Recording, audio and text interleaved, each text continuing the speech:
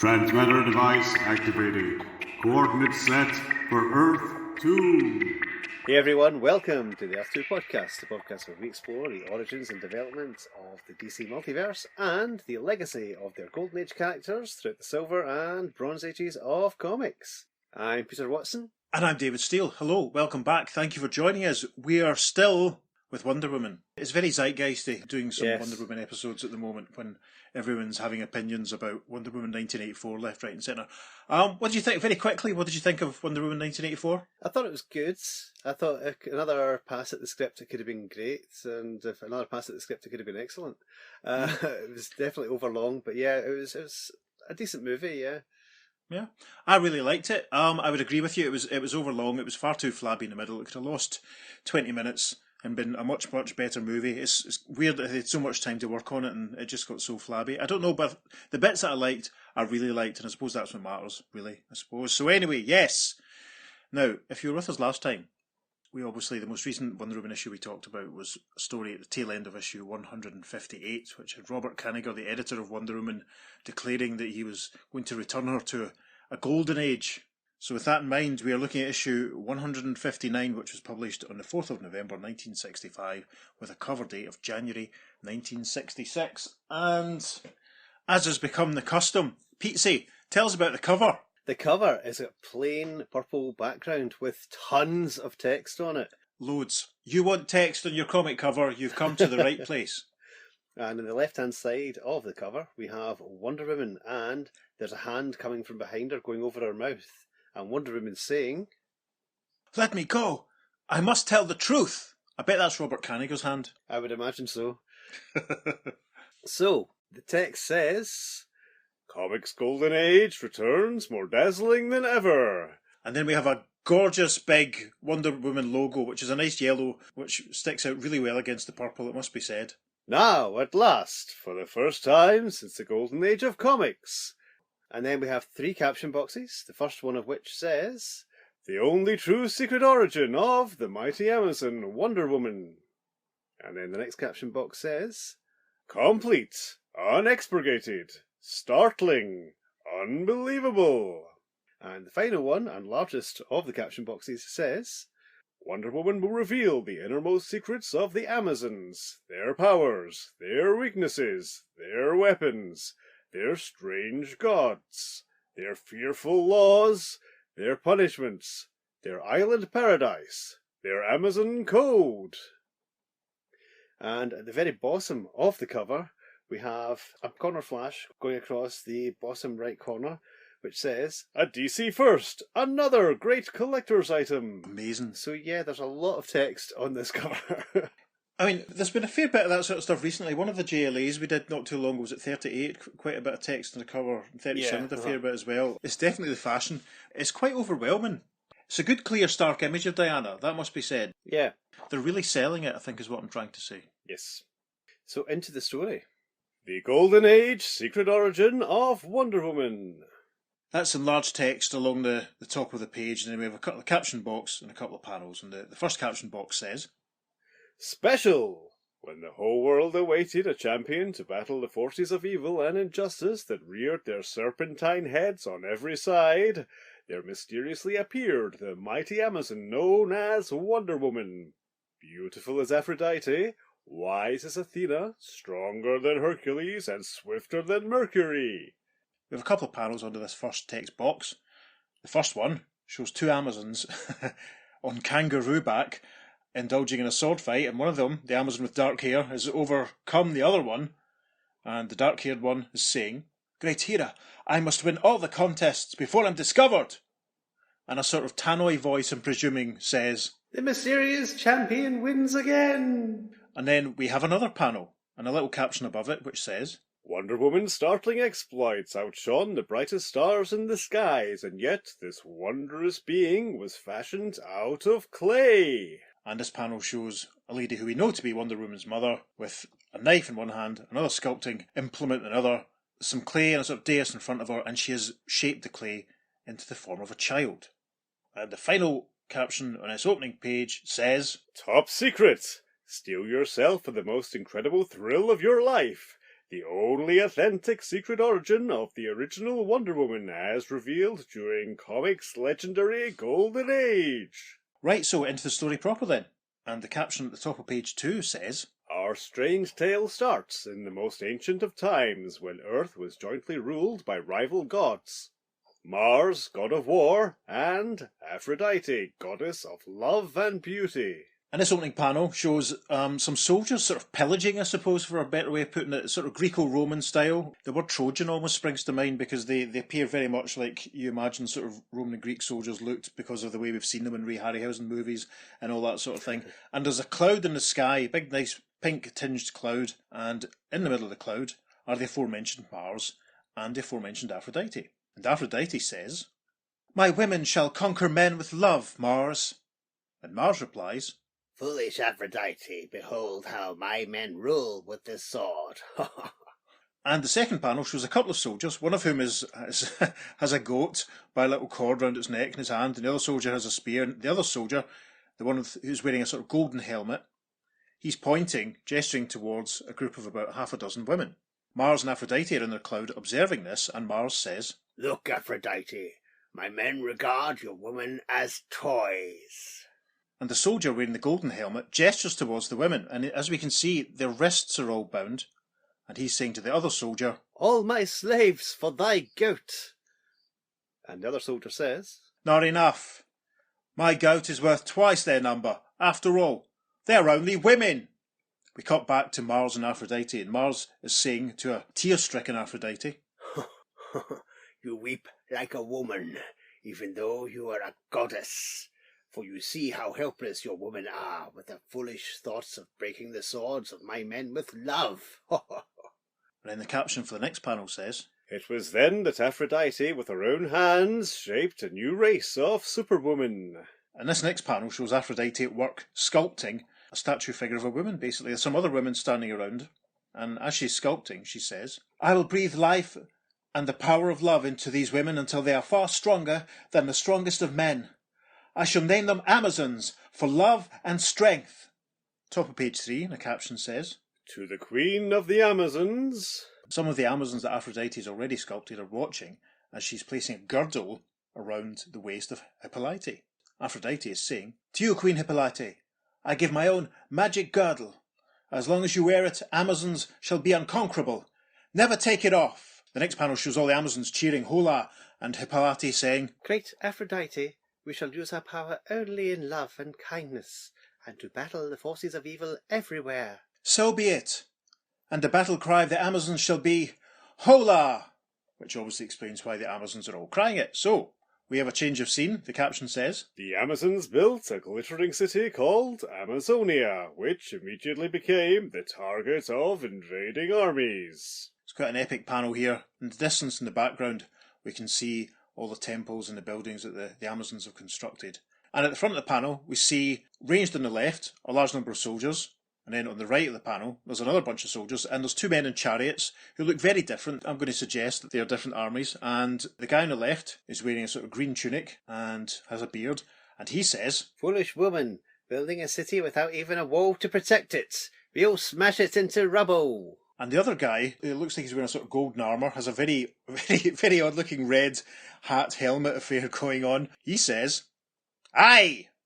We will sell them into slavery as a lesson to all women, not to defy men." But for the first time in the history of the world. And this is great because it's basically a panel of the Amazons handing the men their backsides. The two lead sort of soldiers who we saw in the final panel, we see them being tipped out of their chariots, their horses knocked down. There's cries of hola going on in the background from the Amazons, and the man in green being tipped out says, "Help, these are not ordinary women." And the guy with the red hat says, "Aye! I have never seen their like before." I like the thunks and crack sound effects as their chariots are sort of smashed up. It's tremendous. It's very good. It's great, yeah. I must say, the art in this is already, stylistically, it looks very like the flashback sequence in the Brain Pirate story we did a few episodes ago. Would you agree? Yes. Do you think? Yeah. Absolutely, yes. As we discussed previously, Robert Kanigher, the editor, was taking this decision to return Wonder Woman to the Golden Age stylings, and the art very much does reflect it. It's very, I can't say simplistic, it is very detailed, it is very nice, it's very nicely rendered, but the essence of it has that slight unsophistication that we're used to from older stories. So at the top of page 4, the first caption says, "In the misty regions, Mars is enraged." and we see Mars and Aphrodite, again back in their clouds with their temples around them, and Mars has raised his fist and he's saying to Aphrodite, You tricked me, Aphrodite. You made Amazon women stronger than men. But you have won only a single battle in the war between men and women. I will conquer your Amazons and punish them. Not as long as Queen Hippolyte wears my magic girdle and she never takes it off. Asleep or awake. Ha ha! And then we get a nice close-up of Mars, finger to his face as he's stroking his chin and he's thinking, Aphrodite does not realize that she has just revealed to me how to destroy the Amazons. See that panel? Do you not think that close-up of his face looks very much like the troll emoji? yes, You know, the yes, kind of gurning troll? yes, it's Very quite, much so. now that you mention it, it's quite disconcerting. We've not said, but it's Ross Andrew and Mike Esposito doing the art chores on this, and they're Right, doing yeah, a great uh-huh. job of evoking that style, and it's definitely a change from their usual style. It's absolutely brilliant. Not that their usual style isn't, but yeah. Yeah, I mean, let's be honest, it is really good. I mean, it's a really nice looking comic, and it does feel sort of like a kind of an upgraded version of a Golden Age story. Do you know what I mean? Yeah. Slightly more Uh-huh. polished. It's almost like they took in some ways like they took an older story and redid it and smartened it up. Anyway, so Mars obviously has a plan. For the caption for the next panel on page 4 says, Mars appears to Hercules, the strongest man in the world. and this is a very different Hercules to the Hercules we've met before in the podcast. It's obviously not the same guy. He's a lot thicker, he looks a bit squatter, much bulkier, very, very strong. He's wearing sort of black trunks, his little anklets around the bottoms of his legs, and he's already wearing the head and skull of the lion that he killed in his labours. And this panel shows him, he's got another lion by the tail, and he's smacking its head against a tree trunk with a giant thud. That's a shame. Anyway, and Hercules is saying, I can bite through steel, shatter rock into dust, turn the wildest animal into a rug. No one is stronger than I, Hercules. and Mars is standing in the background watching this, and he says, No man, Hercules, but a mere woman is. Hippolyte, queen of the Amazons. Mars continues in the next panel, Hippolyte and her Amazons are invincible only as long as she wears the magic girdle of Aphrodite. Until then, you are the second strongest in the world. and Hercules says, I'll strip off that magic girdle and bring her woman back in chains. Hercules second to a woman? Bah! and then the caption for the next panel says, Shortly, leading a mighty army to Amazonia. and we see Hercules, he's got a club now, and it looks like he's grown a tail. He obviously looks like he's wearing the lion's tail as a belt. In fact, he had that in the previous panel, but it just wasn't very clear. Yeah. He has an army ranged behind him, and Hippolyte and the Amazons all carrying spears are in front of him, and Hercules says, I, Hercules, strongest man in the world, challenge Hippolyte to personal combat if she dares, or confess that she is a coward in skirts. We're now on to page 5. The first caption says, Hippolyte answers the challenge. and there's an inset panel of Hippolyte here, and she says, I dare fight any man. and the larger panel shows Hercules swinging his club at her sword, which shatters with a clank sound effect. As he does this, Hercules says, Foolish female, to think you can stand before Hercules. and as the sword snaps, Hippolyta says, Oh, then the next panel, she's down on the ground. Hercules is standing over her with a club, and he's saying, Did you think you would have a chance against the strongest man in the world? With or without your magic girdle, surrender or die. There's a close-up of what's left of Hippolyte's sword, the handle, and a bit of the blade, and there's a flash of energy around it, and she says, Aphrodite's magic girdle, give me strength. Hola! and then the next panel, she uppercuts Hercules, for want of a better way of putting it, with a thud, striking him with what's left of the sword. And as she does that, she says, No mere man can conquer an Amazon. Hercules recoils with an, Urgh. and he thinks, It is true, not as long as Hippolyte wears the magic girdle. in the caption for the next panel says, Queen Hippolyte's womanly heart is touched. this panel has Hercules flat out on the ground, and the Queen leaning over him. She has his club in her hand, and she says, You are the strongest man in the world, Hercules. I cannot bear to see you lying in the dust. Promise to go home and leave us in peace, and I will spare your life. And the recumbent Hercules says, You are generous, Hippolyte. I promise. And, to seal our pact of friendship, I invite you and your beautiful Amazons to a banquet tonight in our tents. oh, that sounds dodgy, doesn't it? Yes. Don't like the sound of that at all. I wouldn't trust him if I was you, Queen. If I was you. So, over the page, top of page 6, and the caption says, That evening, the crafty Hercules uses woman's own weapon, love, against Queen Hippolyte. and obviously the party's now in full swing here. In the background we can see Amazons and presumably some of Hercules' soldiers all having a drink and enjoying themselves. The Queen is stretched out in a very attractive chaise lounge with an almost leopard print throw over it, would you say? Yeah, probably an actual... Yeah, God, yes. it could be. Yeah, it's an actual dead leopard. Dead leopard, that's a good name for a band. And Hercules is sitting with her. They're each holding a sort of golden goblet. And Hercules is saying, I never realized before. You are as beautiful as Aphrodite herself. what a charmer, eh? And the Queen replies, And you are as strong as Mars himself, Hercules. Without my magic girdle, I could never have conquered you. Your girdle is magic, beautiful Hippolyte, only because it has encircled your divine figure. If I could but hold it for a moment, it would send my spirit soaring. Hercules is now kneeling before the Queen, and the Queen, she's taken off her girdle and she's handing it to him, and as she does so she says, I ought not, but how can I resist such a plea? After all, it'll only be for a moment. in the caption for the next panel, But, and then Hercules grabs the girdle, pushing the Queen backwards, and he says, foolish female, I have what I want now. and Hippolyta says, Hola! Sister Amazons, Hercules has betrayed me. the Queen is now falling backwards as we say, and in the caption for the next panel, In the battle that follows, the Amazons fight furiously, but... and obviously they've saved a bit of money and some pages by not showing the battle. For the background for this panel shows the Amazons all subjugated with the soldiers standing over, bearing swords and spears. In the foreground of the panel, Hercules is gripping the Queen by her shoulder, holding her girdle in his right hand, and he says, Without the magic girdle, the Amazons fall everywhere. Loot Amazonia, men, chain the prisoners. and Hippolyte says, looking very distraught in the process. Woe, woe, woe, all is lost because of me. And then a closing caption for this page says, End of part 1. Part 2, the Golden Age Secret Origin of Wonder Woman, flashes with even greater brilliance on the 4th page following. Story page 6, underneath that is a nice house advert for an issue of House of Mystery with its Dial H for Heroes story, so that's quite interesting. Mm-hmm. Bear that in mind, listeners. Flicking over the pages is the now traditional Superman 80-page giant advert amongst some others. Now we move to the top of story page number 7, and a caption that says, Part 2, the Golden Age Secret Origin of Wonder Woman. and the opening caption for part 2 says, Loaded with fetters, beaten and tormented by their cruel captors, the Amazons are in despair. So this panel shows, like the last one in fact, all of the Amazons are everyone's sort of herded together. We can see Hippolyte and a few others, they're drawn in a bit more detail. They have chains around their wrists, they're kneeling down. There are larger soldiers around with spears and whips and swords, all obviously kind of stopping the Amazons from doing anything. Hippolyte is at the front of this little group of Amazons, and she's raising her hands and saying, O Aphrodite, great goddess, forgive my sin, give us strength to break our chains and recover the magic girdle. and Hercules is saying, Your plea falls on deaf ears, foolish queen. Aphrodite cannot help you. Mars will prevent her. The god of war is stronger than the goddess of love and beauty.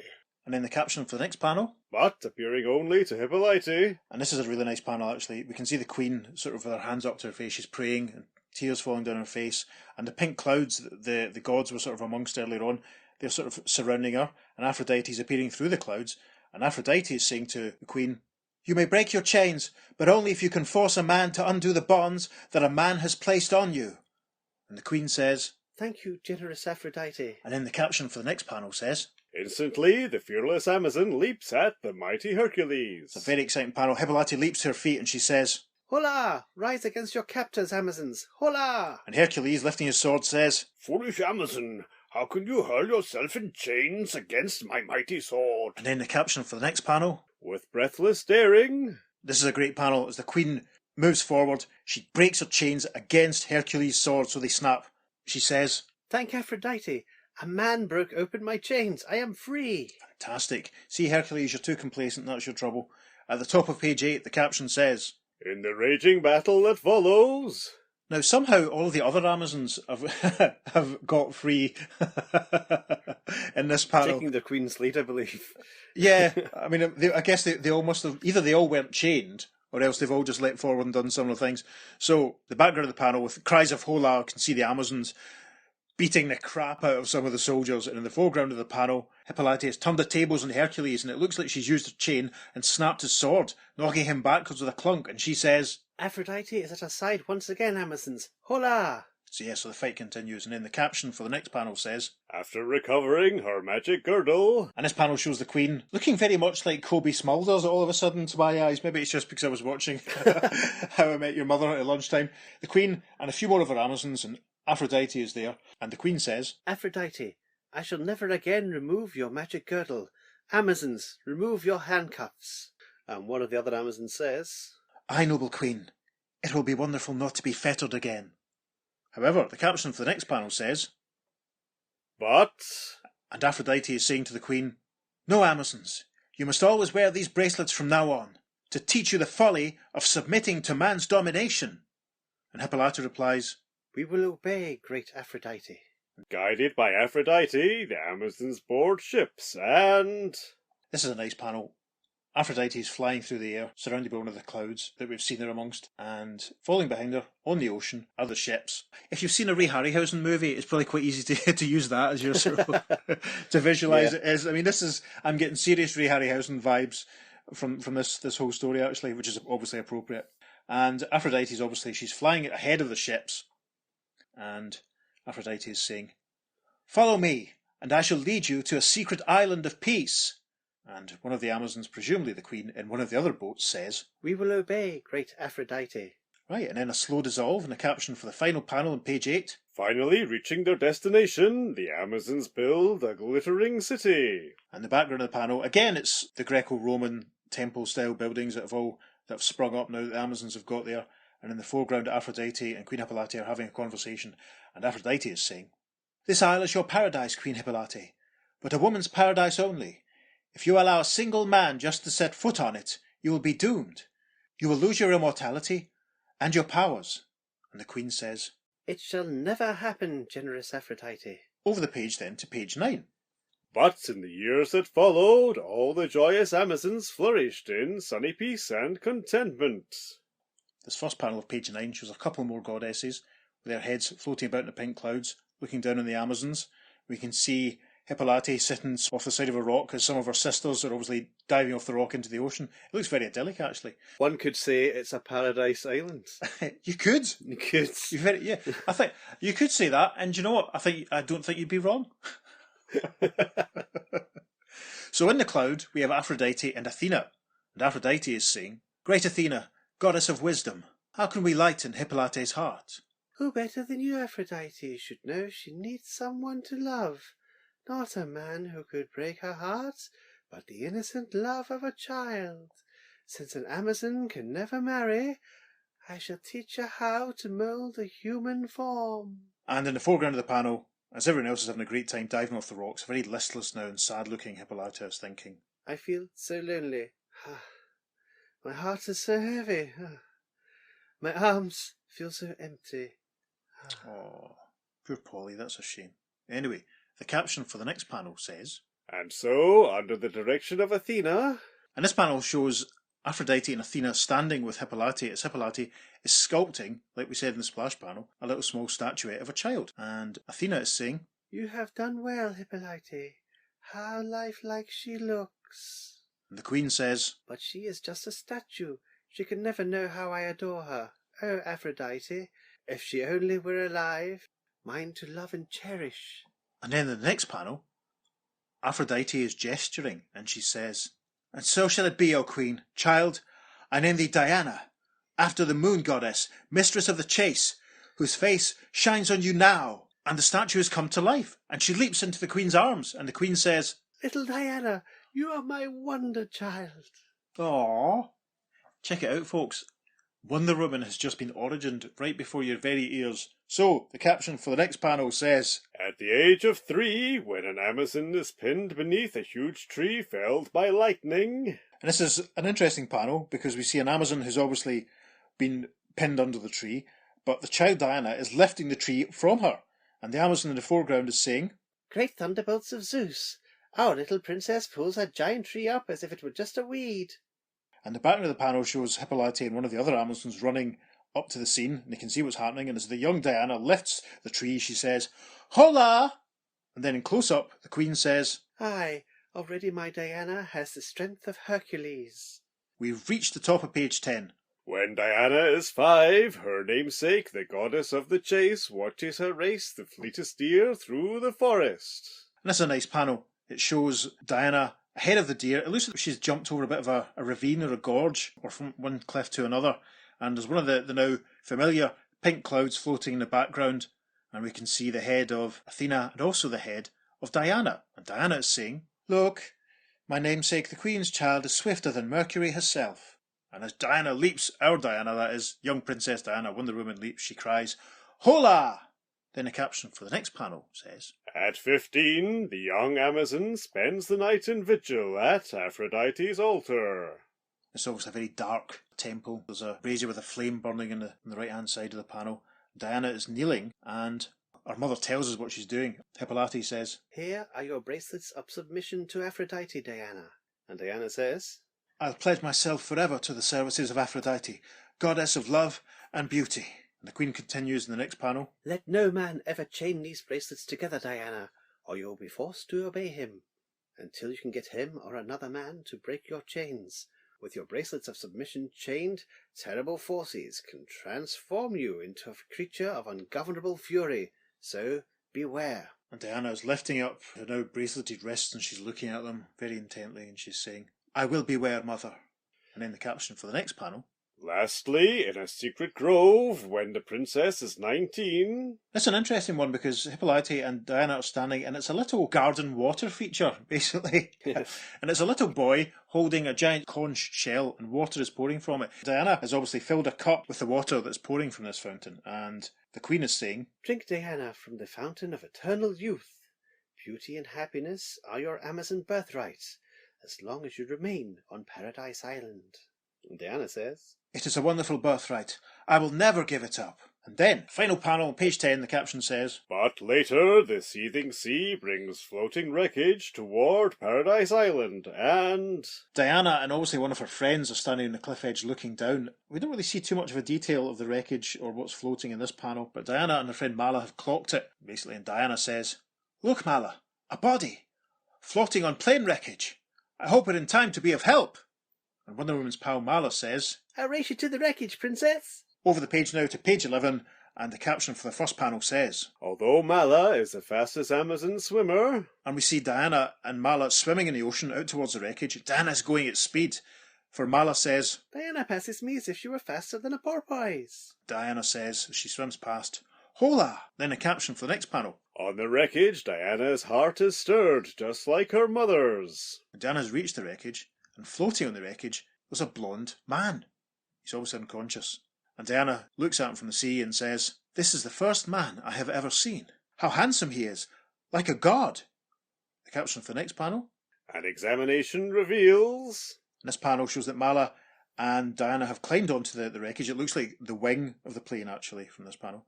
And Mala's holding a piece of paper that she's found, and she says, These identification papers state that he is Captain Steve Trevor of the American Army Intelligence. Princess, are you listening? And Diana is cradling Steve Trevor by now, and she says, How strange that he drifted to our shores. It seems like fate. He can't die. Not when he's in my arms. I've got to save him. And the next panel, Mala says, Diana, Princess, a man on Paradise Island? You can't take him into the city. Remember Aphrodite's law. No man may set foot on Paradise Island. And this looks like Diana's walking on water in the next panel. Maybe she's just jumping all the way from the plane wreckage to the island, but she's carrying Steve and she says, I'll take him to my island laboratory. It's outside the city. And Mala, don't tell my mother.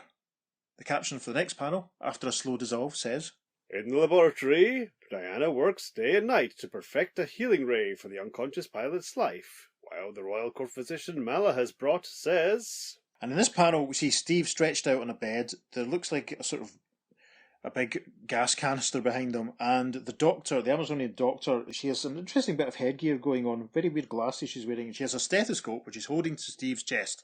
And she says... He's sinking fast. And Diana, in a bit of a state of distress, says... No, I can't let it happen. I've almost perfected the healing ray. And in the caption for the next panel... On the 5th day... Diana, who's now wearing a similar pair of glasses to the ones the doctor was wearing, she's in the foreground of the panel operating some equipment. And our dialogue helps us out here. She's saying, Doctor, I found it, the purple healing ray. Doctor, why are you looking at me like that? What's happening? And the doctor, who we can see in the background of the panel with Steve, and Steve has a bandage around his head by this point. I'm not sure why he didn't have one before. Anyway, the doctor's looking back at Diana over her shoulder, and she says, Poor Diana, it's too late. The patient is beyond recovery. He's gone. I'm sorry. We move to the top of page 12, and the caption says, But Diana fiercely fights for the stricken pilot's life. And Diana's now obviously arranged that her purple healing ray is over beside Steve's bed, or maybe she's moved Steve's bed over to near the purple healing ray, who can say. And the purple healing ray is operating with a bree sound effect. Diana and the doctor are standing looking down at Steve, who's looking very buff, it must be said, stretched out on the bed, and Diana is saying, Wake up! Wake up! Please open your eyes. I won't let you die. I've taken you out of the sea. I won't lose you now. Open your eyes. Open them. Open them.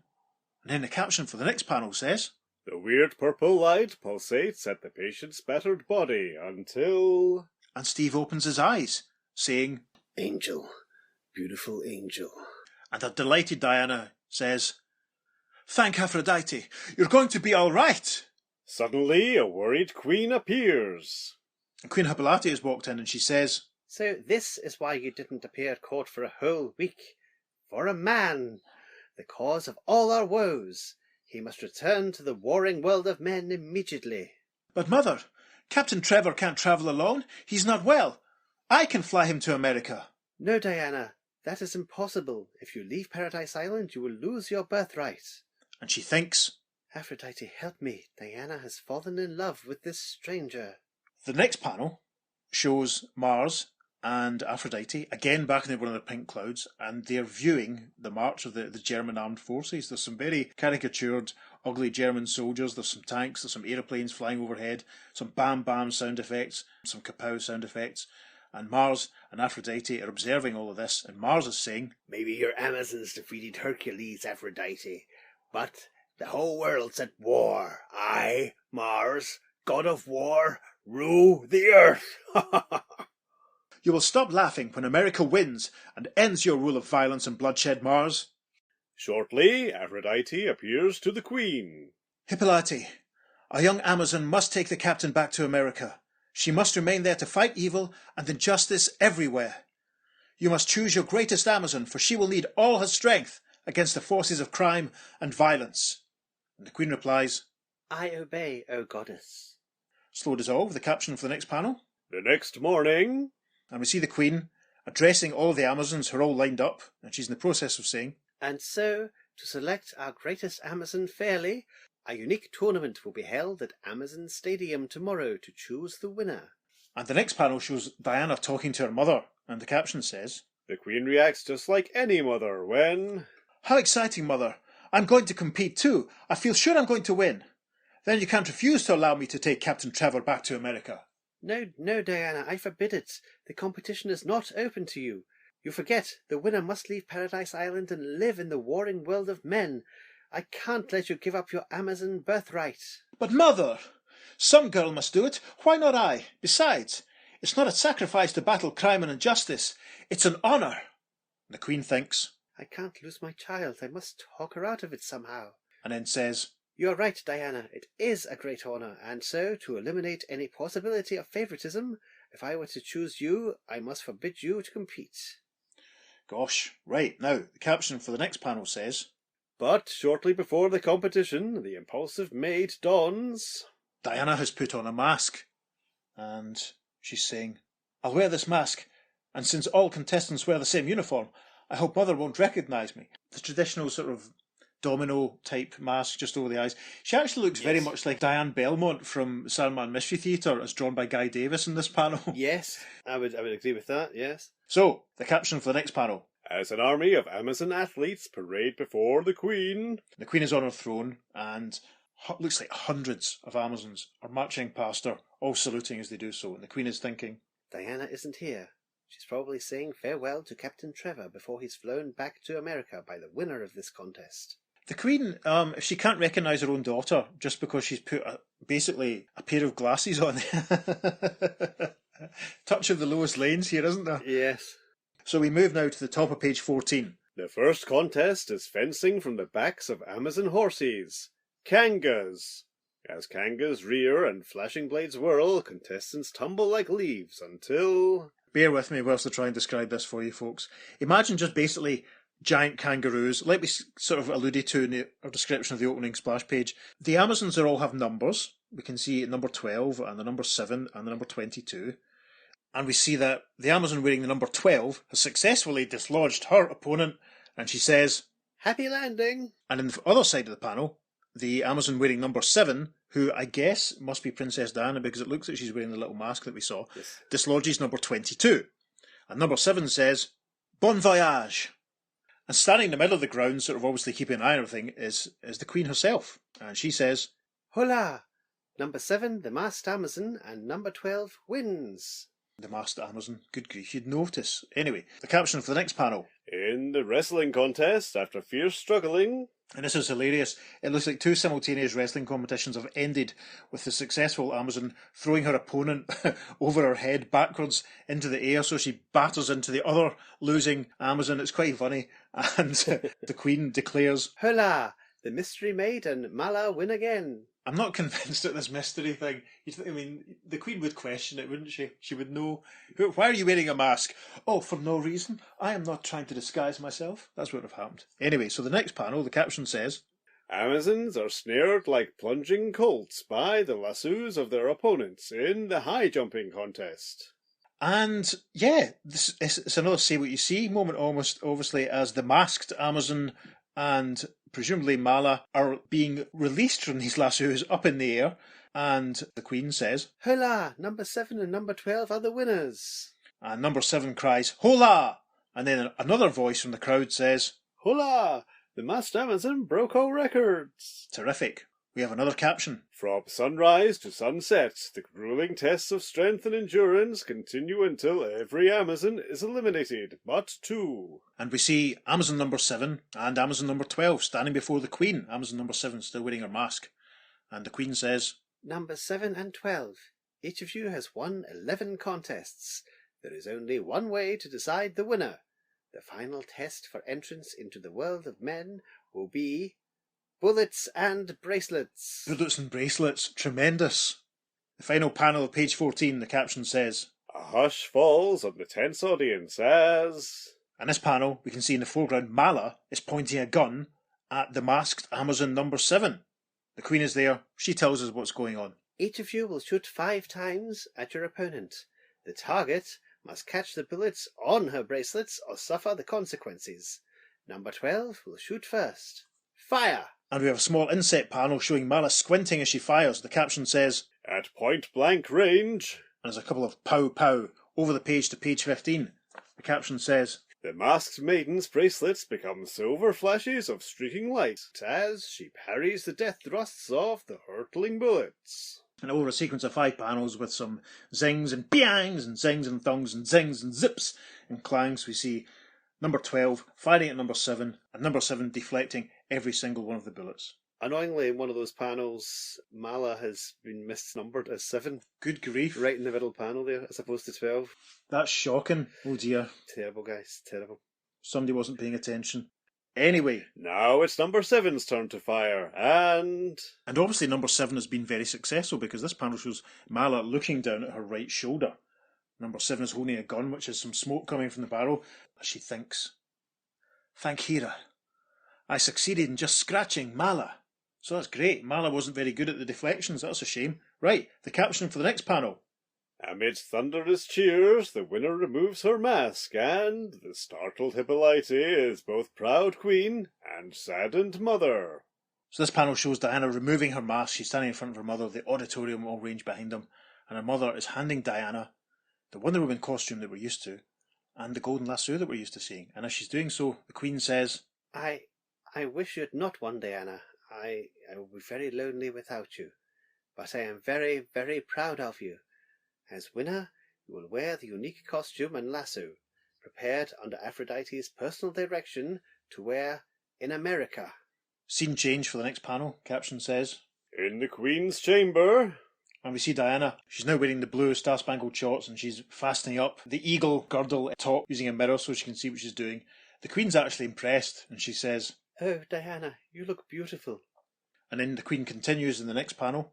This magic lasso is made of tiny gold links, which are unbreakable.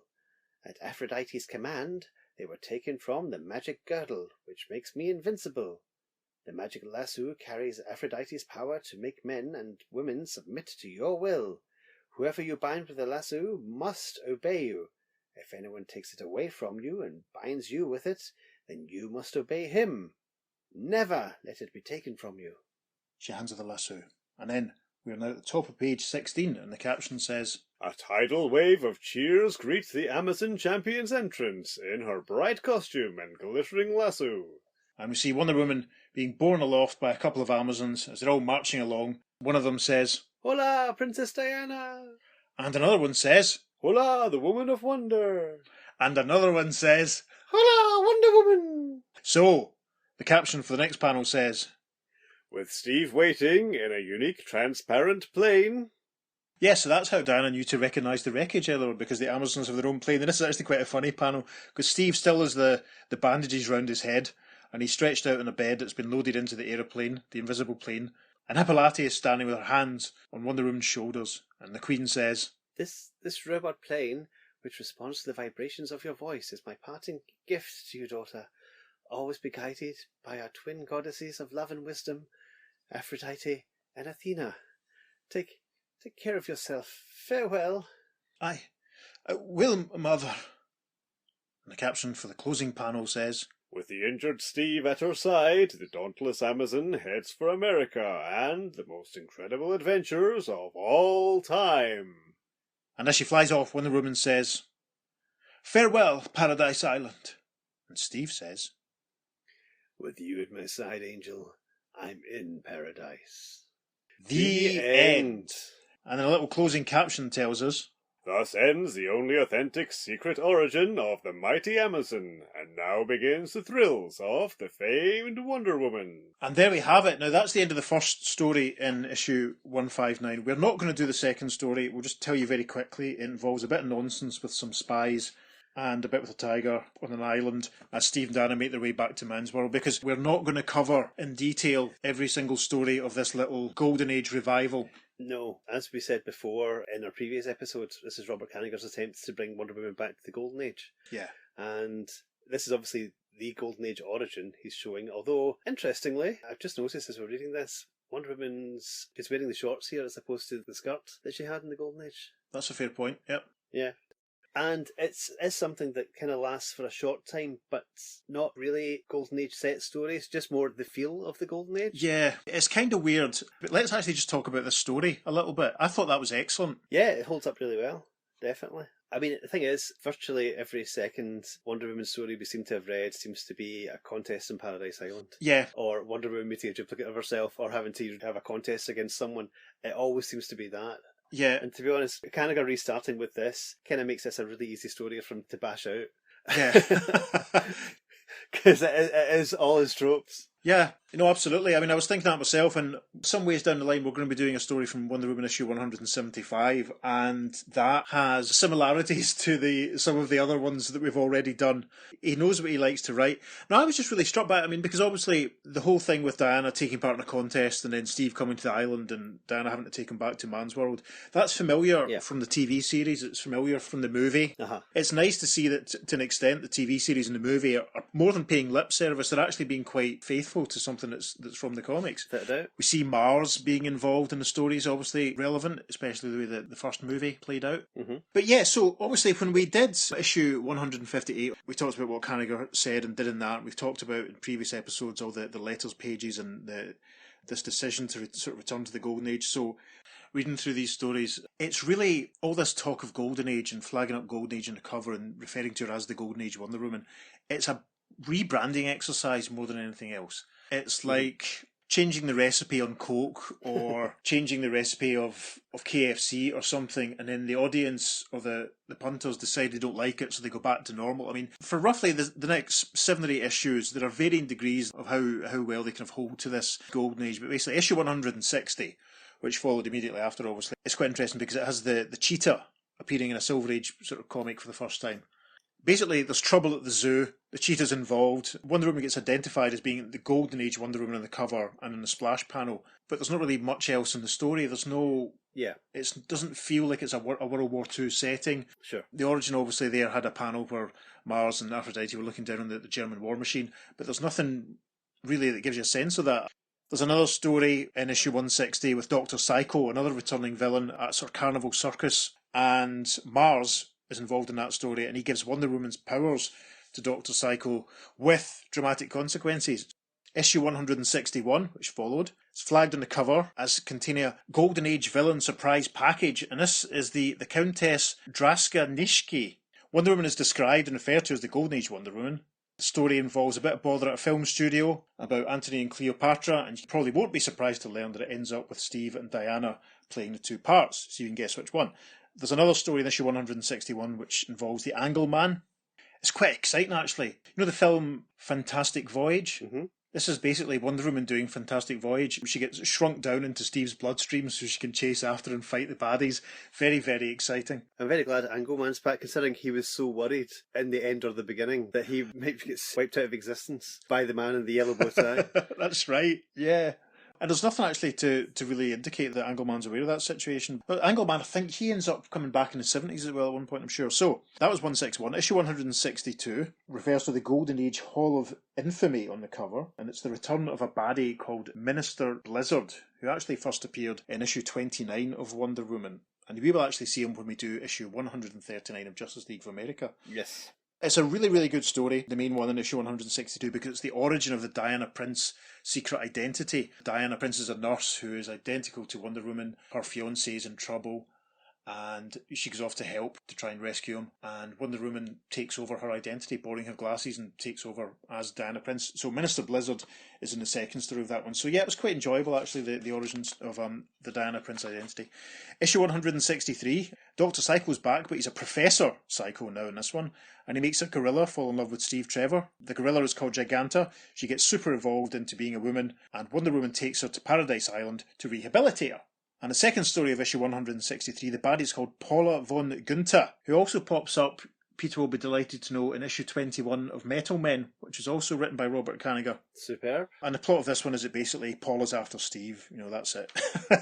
Issue 164 doesn't have any reference to her being the Golden Age Wonder Woman in any of the cover lines or anything like that.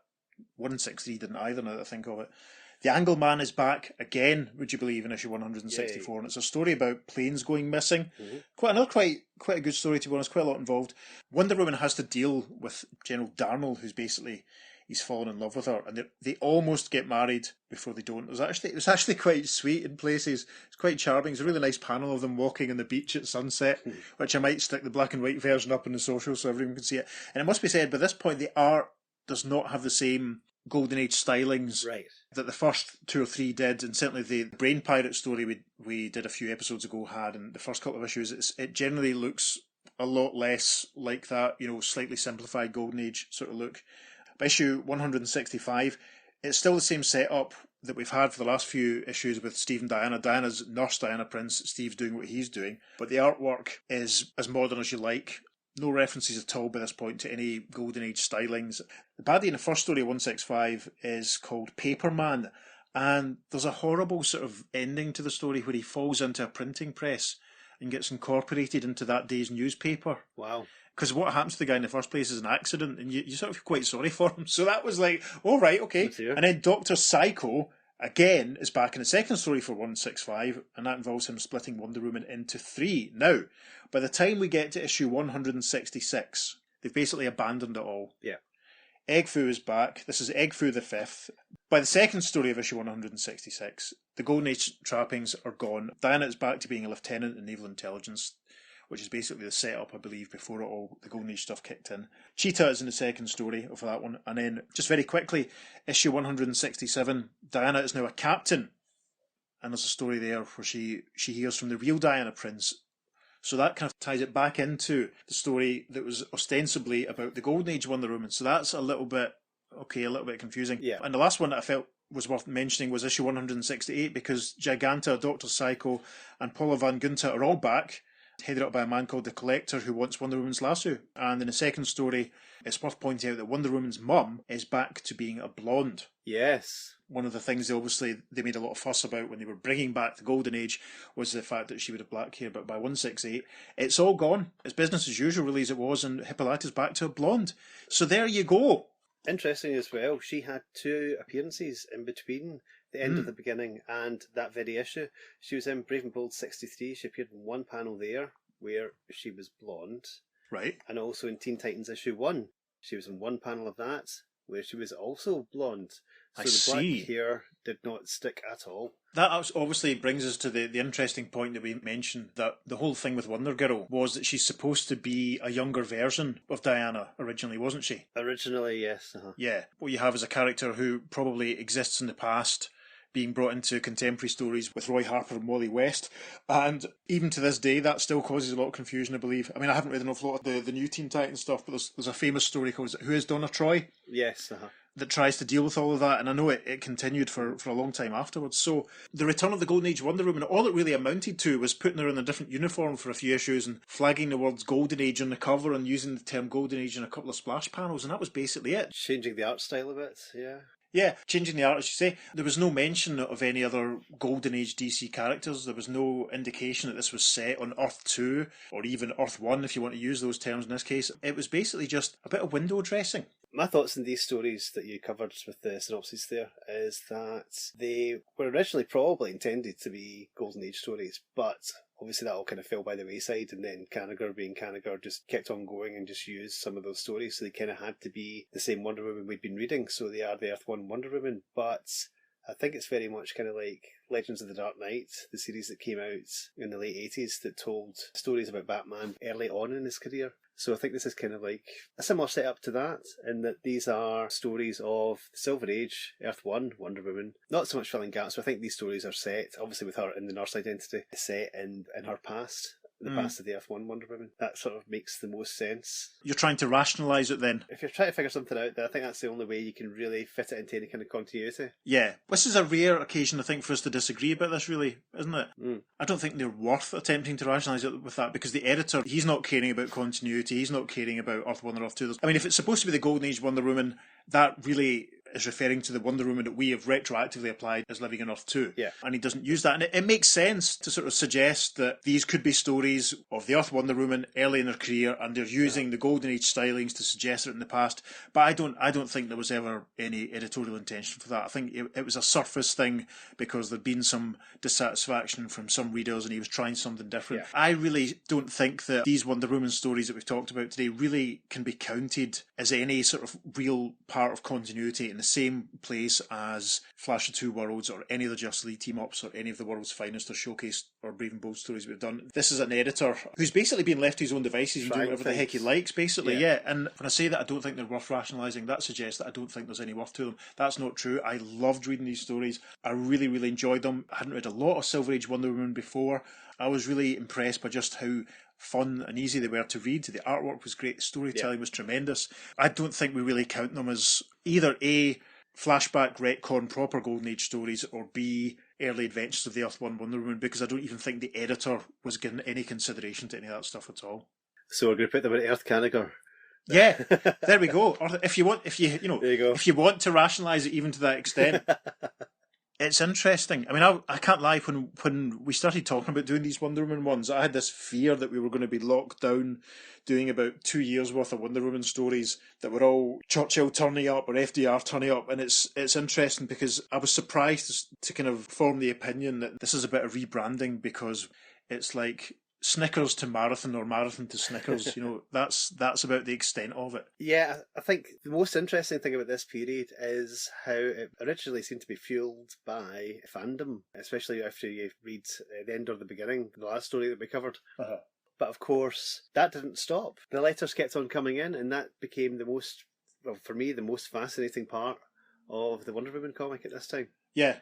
So let's have a look at the letters columns. This first one is from issue 162. It's one long letter from Mr. Joseph Arrell of New York City. And the letter goes something like this. Dear Mr. Kanigher, some time ago I delivered my comments on Wonder Woman number 156. While I panned this issue, the subsequent ones have been, like, c'est magnifique.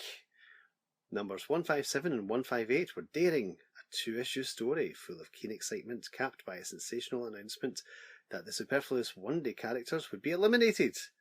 Then came issue 159, recounting the origin of the Golden Age Amazon Princess, and any misgivings I had concerning the old-look Wonder Woman crumbled. All except for one. I still contend that the artwork of 2 decades ago is too archaic for today, and that if you're reluctant to use Sikowski, Mr. Andrew would do well to continue his present style, as he did in issues 157 and 158, showing costume changes instead of imitating the late Harry Peter. Nevertheless, you are to be commended for giving Wonder Woman a tremendous lift, including the New Readers column, for which the first time gives fandom a true sounding board. To give the new trend a boost, may I suggest the following? Here we go. Right. Number 1. In order to explain the inconsistency arising from the death of Wonder Girl in 156 and her apparent resurrection for the Teen Titans, why not use the Fox formula? In 1961, for his memorable tale The Flash of Two Worlds, Gardner Fox used the parallel worlds motif to resuscitate the original Flash in that worthy character's present magazine. Why not do the same for Wonder Woman by stating that the Golden Age Amazon really belongs to Earth 2, whereas the Wonder family to Earth 1? This way you shall leave a path open for yourself should the present experiment fail.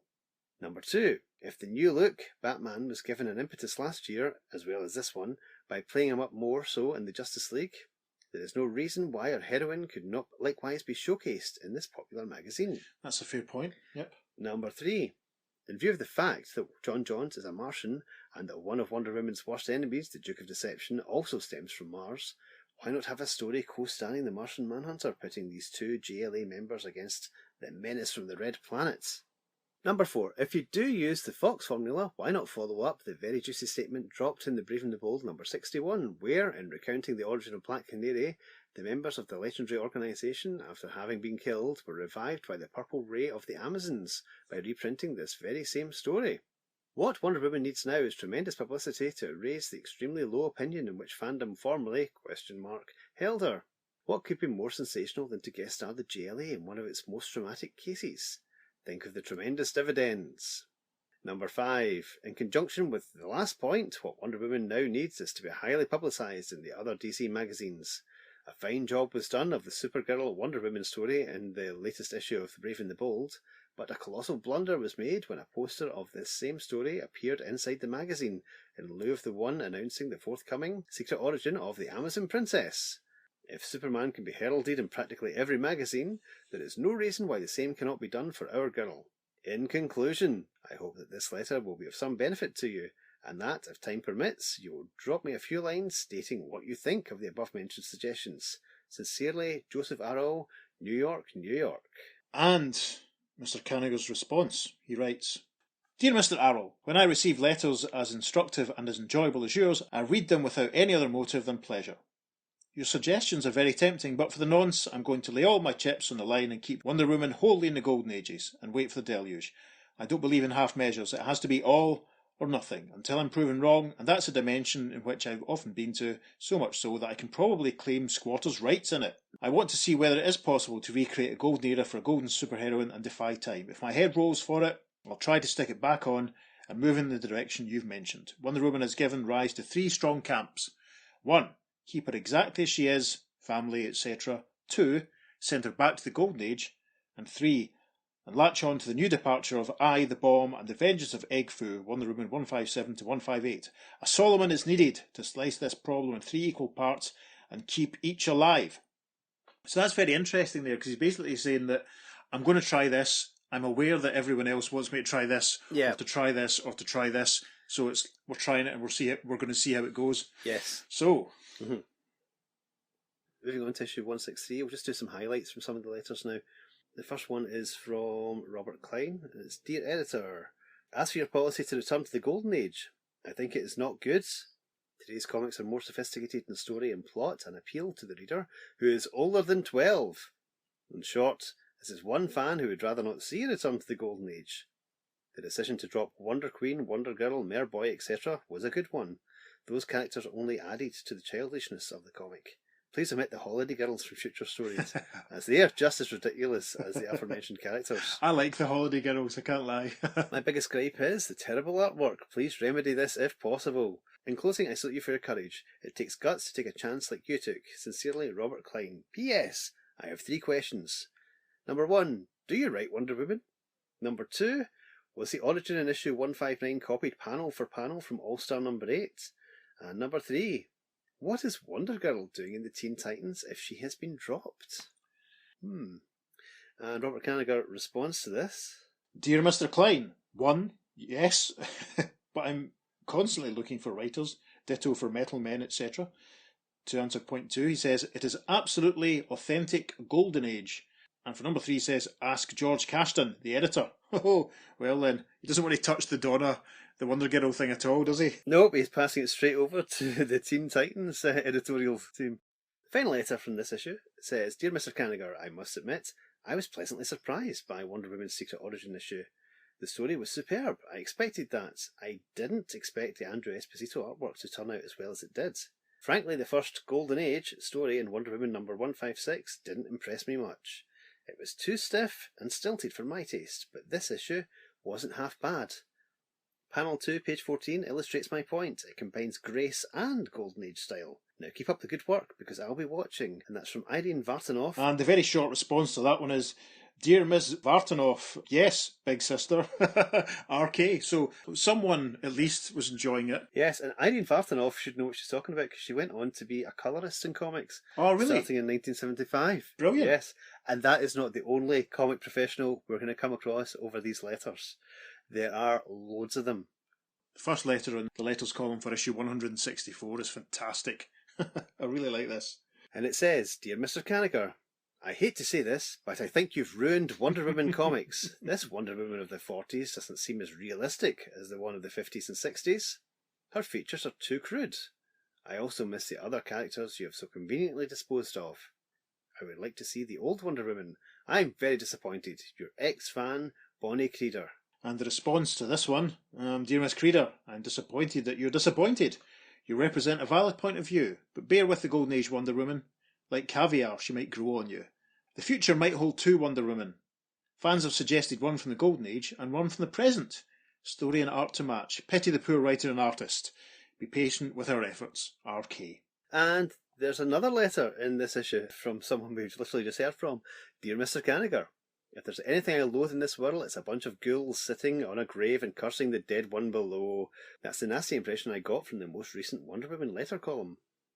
I will not deny that previous to the change in the format, Wonder Woman often was childish, but since she was aimed at the younger readers, I see no reason for laughing at her. Fandom, as Rick Waringoff wrongly stated, is mainly made up of men and boys, and I would like to add their tastes are radically different from those of the younger boys and most of the girls. They never read Wonder Woman regularly before the change in format, but after the change they are oh so willing to heap abuse on her. They refuse to recognise the validity of a character who hasn't got the right kind of format, writer or artist. They refuse to recognise the rights of other readers, thus they forfeit their own rights. That's quite strong words, isn't it? I bought Wonder Woman before the change, and I continue to do so. The artwork was perfect before. As far as I'm concerned, it's so-so now. The stories were good before. Well, they're good now. But this is my opinion, and it comes from my personal point of view. It is only valid as a measure of me, not Wonder Woman. Wonder Woman was perfect before and is perfect now, because then and now she attracts the type of audience she was or is designed for. As she was designed for children, so she attracted them. As she is designed for fandom, so she attracts it. Down with the ghouls. And that's again from Irene Vartanoff. And Robert Kanigher's a quick response. This is nice, actually. Dear Miss Vartanoff, you fascinate me. You fry me for Metal Men and you defend me for Wonder Woman. Are you for real? RK. Bit of history there. That's nice. Yeah, it makes you want to check out the Metal Men columns. So on to issue 165, the letters column there. And the first letter says, Dear Editor, well, after 3 issues of The Golden Age, Wonder Woman, I think I should tell you how lazy I think you are. That's right, lazy. Sure, Wonder Woman is a great character, but that doesn't mean you can boost sales by reprinting stories from the fabulous 40s. On the contrary, it should tend to reduce sales. The only work that you're doing on Wonder Woman is going through your files for old stories and writing up a letter column. Now, if that's not being lazy, I don't know what is. Amazing. The only remedy is this. Have a brand new cover and story, by the great Andrew Esposito team of course, and leave the subsidiary stories for reprints. I would like to know what other readers think of this idea. Sincerely, John Bralick from Akron, Ohio. And Robert Kanigher responds. Dear Mr. Bralick, the one thing you can count on in this column is that readers will tell you exactly what they think, regardless of who is being drawn and quartered. So read on, friend. From RK. Okay. The next letter is actually quite positive. Generally seems quite happy with it, but we're not going to talk about that one because we didn't really go into a lot of detail on the story. So there's the last letter from the 165 letters page. Peter's going to read it to you now. Dear Mr. Kanigher, as a 2-share stockholder in national periodicals, I was quite happy to see Wonder Woman number 161 appear on the stands. First of all, that cover was the best to date. Thank goodness you left off all the glittering blurbs. Andrew Esposito did a fabulous job in copying the style of H.G. Peters. That's interesting. There was a bit of dislike for all the text that they've been putting on. That's quite interesting. Yeah. That's interesting.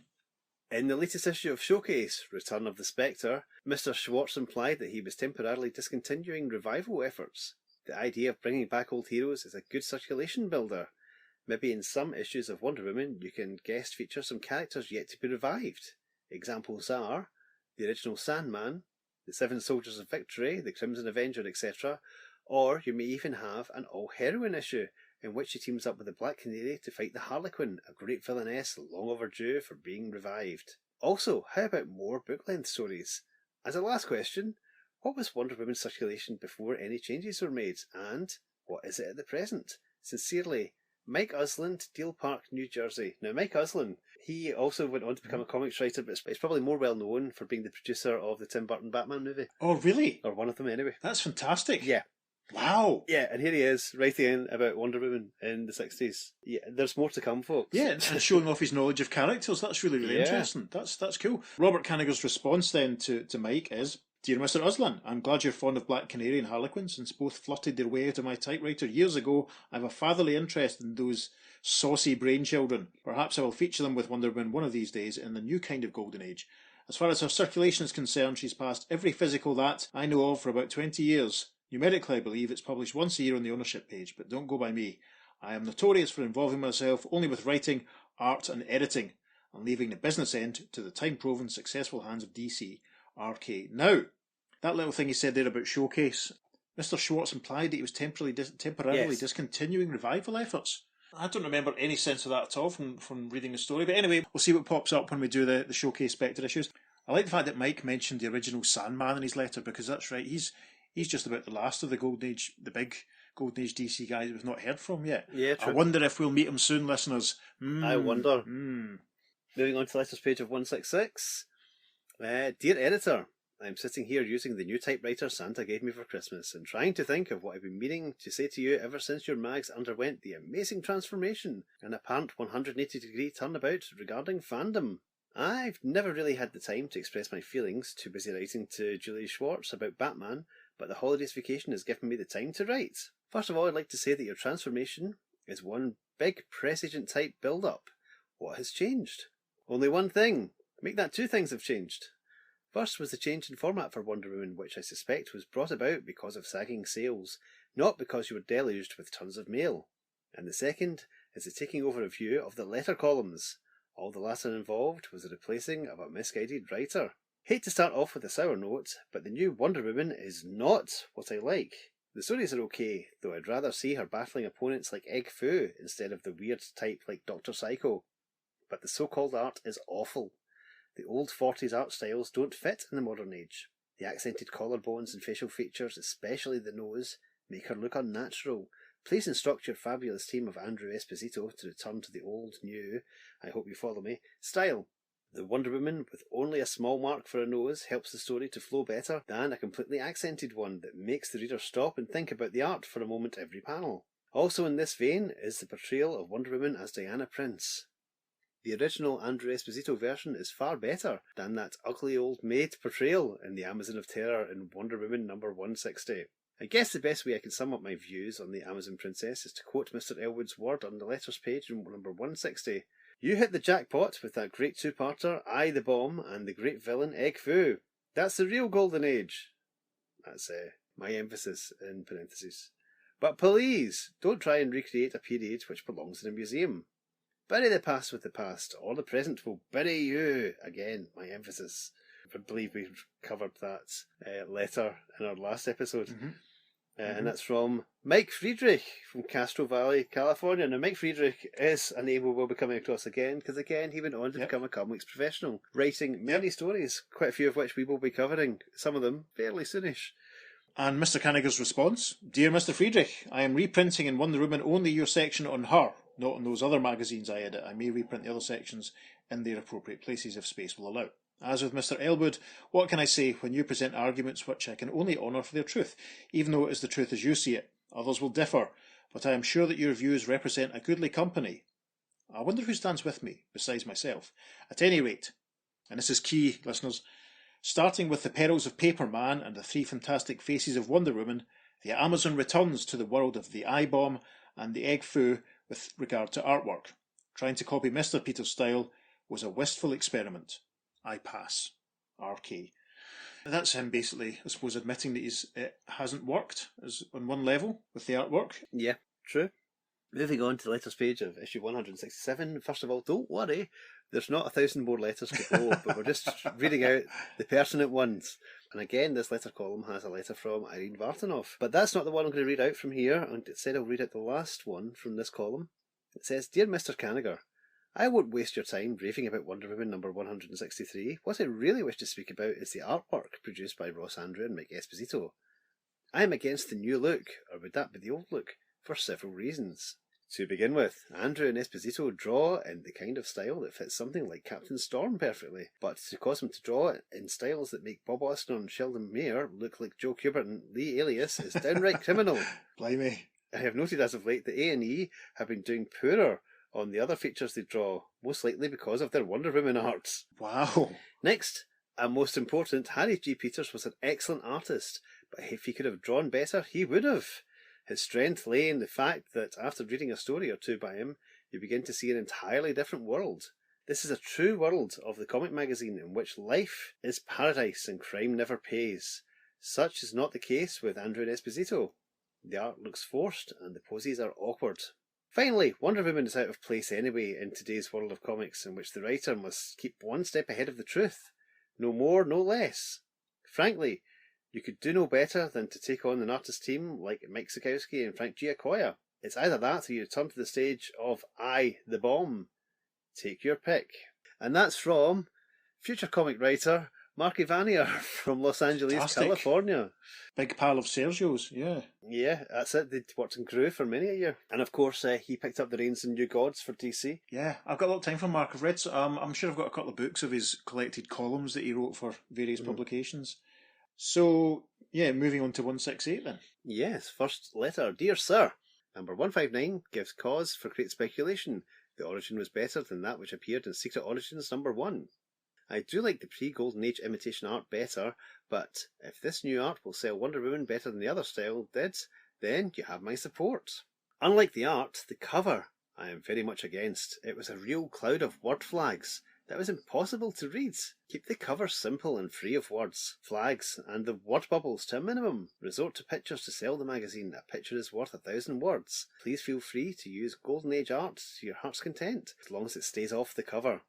Wonder Woman's Clubhouse isn't a clubhouse anymore, it's a reader's column, so let's call it Wonder Woman's Reader Review now. Unlike that crocked individual, Robert Allen, I am a teenager and would like to see Wonder Woman marry Steve Trevor, but not right off. In addition, I would like to see some guest stars from the Golden Age, like Starman, Black Canary and others.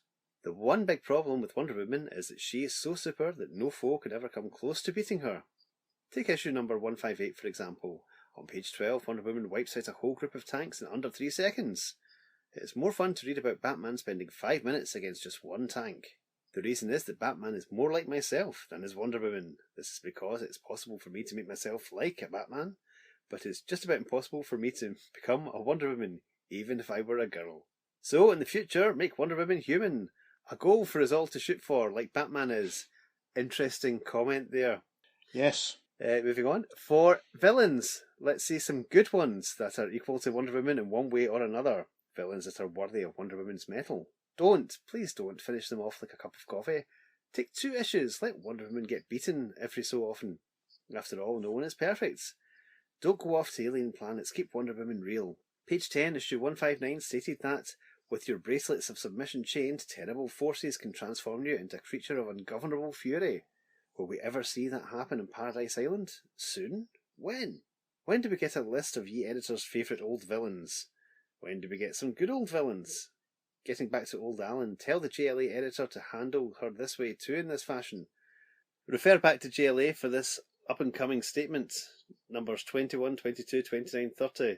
There are 2 Wonder Womans, one of Earth 1 and one of Earth 2. The one that was just revived was that of Earth 2.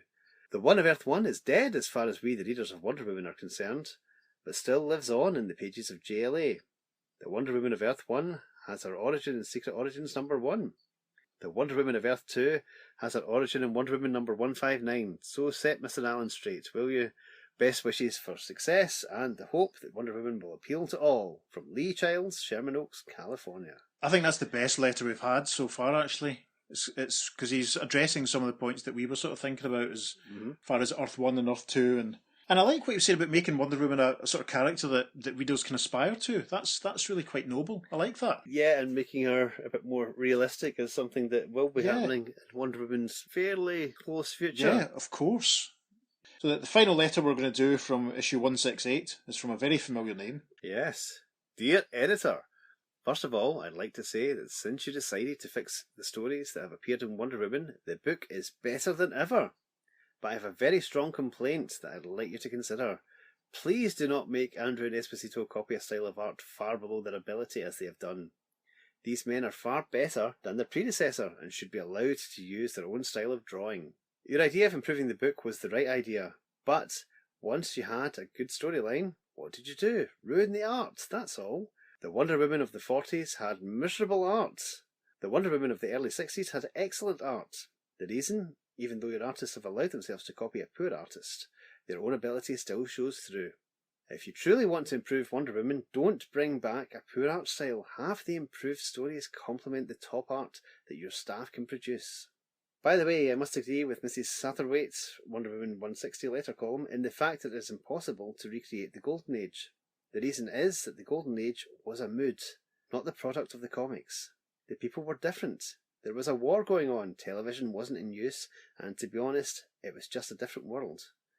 Just try for top stories as you are now presenting and mix it with the best of today's comics. Top art! Why not let the readers have a say if they want to have the new art or the art of last year? Sincerely, Marvin Wolfman from Flushing, New York. Fantastic. Marv Wolfman, the writer of Teen Titans, the writer of Crisis on Infinite Earths, the writer of Adventure Superman, the writers of tons and tons and tons of things.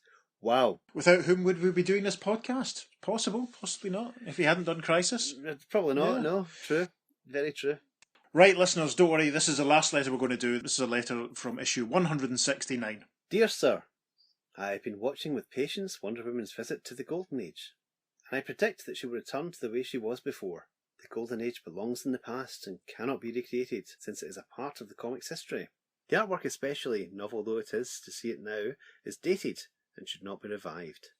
This is a jet age, and our Amazon should have adventures, and these should be drawn in such a way as to keep her in the forefront of what is being published today, not send her back to the past. Surely there are plenty of adventures for her to have in the present, which will maintain her exciting image. Long live Wonder Woman. She is unique among all comic characters today. Sincerely yours, Ellen Dryberg, Chicago, Illinois. And Kanigher's response to that one: Dear Miss Drayberg, I suppose you must be aware through reading the Wonder Woman letter column that you represent but one faction supporting the Amazon, although a very important one, as all her readers are. And your suggestions are attended to as carefully as any others, but only the future will show the path Wonder Woman will take. As she has shown before, the Amazon seems to have an inner life of her own. So sometimes she goes in one direction and other times in another. But the important thing is that she is alive enough to make some readers ecstatic and others angry. I guess it's apparent that the girl does have something. RK. There we are. It's absolutely fascinating. What a period of strange comics history. That again, no one really talks about this period. It's fascinating. Just Robert Kanigher just trying things. Yeah. So yeah, it's just really interesting to see that a lot of the people who feel invested in Wonder Woman are future comic pros. Yeah. And they feel they really have to have their say about, the character and the direction that the comic's taking. And it's really interesting to see their insights. The really obvious thing is that the fan base, to use a very modern term at this point, is obviously very engaged and very invested, and they care about what's going on, and it's interesting just to see how responsive he is. Yes. To everything they're saying, and you can see obviously from the letters that some readers were prepared to go with him and give him a shot. Yeah. There seemed to be more voices that were saying that they didn't really care for it, that went for it. I was really intrigued to see the letters that talked about the amount of text and covers and all that, and to dial that back and all that sort of stuff. So it's interesting that people were talking about just so many different aspects of what they were being given. My respect for Robert Kanigher has increased actually by reading through these letters and seeing his responses to people, because it's obvious that he takes what people are saying seriously. He's interested. He wants to hear it. It's almost like it's a very collaborative process. Yeah. He's listening to the fans where they don't like it, but he will try something else and see if they like that. But also, the main thing that he's taken on board is that people prefer it when Diana is drawn in the modern style and the stories are sort of taking place in the present. No one seemed to be crying an awful lot about the absence of the supporting cast that we talked about last time being put in the drawer. So maybe that's one thing that he got right. Again, at this time, he's editing at least half a dozen comics. He's writing most of them. Yes. He's doing tons of stuff, and he's still engaging with the fans on the letters pages. To such an extent, pretty much putting himself out there saying, I'm trying this, you can go for it, you can not go for it. Okay, obviously you've decided that's not working, I'll change it. It's engaging, and it's a big change. And as I said before, he was in Wonder Woman for 20 years. It's absolutely crazy to think that. Exactly. And as we said before when we talked about it, a writer that's on the same book for 20 years, he's going to want to keep trying to do different things just to keep himself interested. If he can't get off it and get someone else. Now, we will be doing another Wonder Woman story in the not too distant future. Obviously, we will return to Wonder Woman in the 1970s for a little while, when the comic ties in with what the TV series was doing, as in properly setting the stories back in World War II, because these are very clearly defined as set as being on Earth 2 and featuring members of the Justice Society. And then obviously she will pop up when we get to the Crisis, and she's going to pop up at other points and various other things. But I've enjoyed this little sidestep into Amazonian territory, because it wasn't what I expected us to do when we started off, but it's been really interesting from the point of view of really just getting a proper handle, I think for the first time, on what fandom was like in those days. Absolutely, yes. Nearly 60 years ago, let's be honest. To be honest, most of what we think of fandom from then is pretty much Stan Lee and his letter columns in Marvel. Having the Stan Lee persona and engaging with the reader directly almost. Yeah. And Stan's soapbox and all that sort of thing. It really seems driven by that. And that's got people interested in comic fandom and realising that they can actually talk to the creators, as opposed to how it used to be in Wonder Woman, where they'd write into Wonder Woman and ask her questions about silly things. Yeah. It's a marked change, and it is really interesting as to how all this is developing.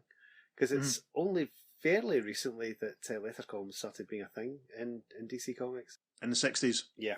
It's quite a new concept for them, and to be honest, it's a good page filler for them as well, for their content. Yeah, that's true. That's true. But very, and as we found in the podcast, very, very useful as a nice little window into seeing what people thought of the stories at the time. Absolutely. For what it's worth, I really enjoyed Wonder Woman 5.9. I really enjoyed flicking through the other stories and reading through them to get an idea of what was going on. I hadn't read an awful lot of Wonder Woman stuff from this period, and I really enjoyed them. Yeah. Yeah, it's been fun. That's what we thought. What do you think? Please get in touch and let us know. You can email us at theearth2podcast@gmail.com. On Facebook, we'll be posting a lot of bonus material and highlights from these issues. And you can find us at the Earth2 Podcast on Facebook, and we're at the same handle on Instagram. And on Twitter, you can find us at podcast_Earth2. You certainly can. Well, I don't know about you, but I certainly feel wonderful. On that note, I've been Peter. And I've been David. And you've been listening to the Golden Age Wonder Woman podcast. Oh wait, hang on. That's not right. You've been listening to the Earth 2 podcast. Transmatter cube activated. Return coordinates set for Earth Prime. Absolutely. Righty. Oh man, I feel like I lie down after all that.